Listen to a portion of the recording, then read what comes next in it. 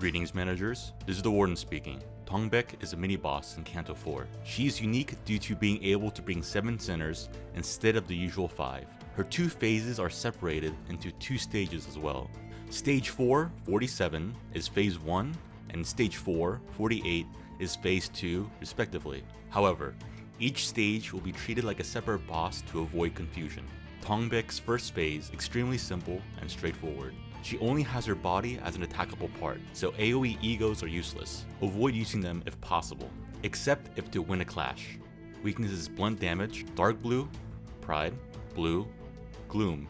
Resistances are orange, lust, red, wrath. Bringing sinners that can deal blunt damage is a go-to choice for this boss. Her second phase kicks in when you do enough damage and umbrellas with no attacks appear on the battlefield. I performed well with the auto wind wheel here, but only intervene with the umbrellas. Dongbaek is defending, so assigning a sinner to each umbrella is the best possible move. Keep in mind that she gains thorns, which when attacked will reflect damage back. All you need to do is win clashes and damage her until she staggers. Since this is just a stage, just go all in and load everything for a clean sweep.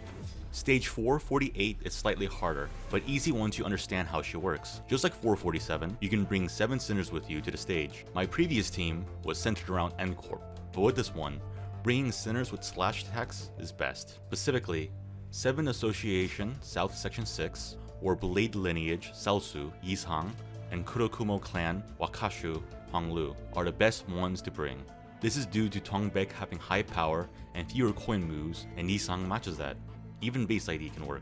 This team comp is not good in retrospect, but still managed to beat her. Weaknesses: slash damage, dark blue, pride, green, gluttony. Resistances are pierce damage, blue, gloom, orange, lust. First phase. The first priority is winning a clash against Pungent Fragrance, an AoE attack that inflicts a debuff called Blooming on your sinners. It has no immediate effect, but has effects at end of turn. At 5 stacks, you take sloth damage based on the total count percent, then becoming fully bloomed. We'll get to fully bloomed later. In all, the first 2 turns should be winning clashes and avoiding blooming stacks on your sinners.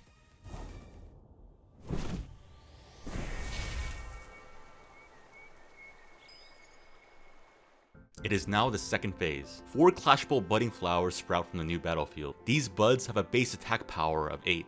And a relatively small HP pool. It's advised to use attacks with a few coins rather than just 1. That way, you guarantee killing the bud. Dongbaek's new attack, Flowering Buds, is relatively dangerous not due to the sheer damage in coins, but rather the effect. It's a single coin move that can make the fight go out of hand if all saps grow. Win against this attack. Avoid having all flowers alive and win against clashes that will increase your blooming stacks.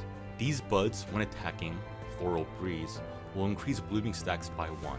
At 5 stacks, your sinners will become fully bloomed, meaning they cannot attack and are stunned. Underneath fully bloomed, if the sinner is not freed, you lose 20 sanity. If you reach negative 45 sanity, you gain Dazzled Mind next turn. Dazzled Mind is a debuff that makes you target other sinners. However, when staggered, you lose the effect. The effect is also removed in 2 turns, but lose 30 sanity. Freeing the sinner that is fully bloomed is slightly tougher than a bud. The bud fully blooms. These buds can be defeated by just winning a clash, as long as your coins are above their average power of 6 to 8. After this is when Dongbaek's attacks become stronger. Magnificent Spring Breeze is a devastating AoE attack that targets all 7 sinners. The final power value scales with buds that are soon to bloom flowers. Your eagles will help you clash against this attack. You will fight until Dongbaek becomes defensive with only 1 attack and 3 evades. Target only the attack, but she'll ultimately evade a few. Do not use egos here. Even if she evades, you'll still get affinity resources. Instead of trying to free your sinners with an AoE attack, focus only on winning the clash against Dongbaek. Using an ego is advised. When you win the clash, Dongbaek debuffs herself with Scattering Petals. She gains 3 stacks and will stagger herself at 6 stacks. Winning 2 duels will guarantee this. Fortunately, you have 2 duels in a row to fight. Afterwards, Dongbaek is easy pickings when staggered. Overview. First boss battle, use blunt. Second boss battle, use slash. The first boss, or technically the first stage, or first phase, is extremely easy compared to the second. Win clashes to avoid stacking blooming debuffs. Avoid having 4 buds at a time and balance out your attacks. Balancing between freeing your sinner, destroying buds, and clashing with Dongbaek is the core focus here. Use egos when Dongbaek will unleash a powerful attack that regular attacks cannot clash with. Winning the duel, frees your sinners. And remember, practice makes perfect managers. Warden out. 묘혈의 향기가 만개하였소. 가야 할 곳으로 보내준 것뿐이죠. 보이는 걸.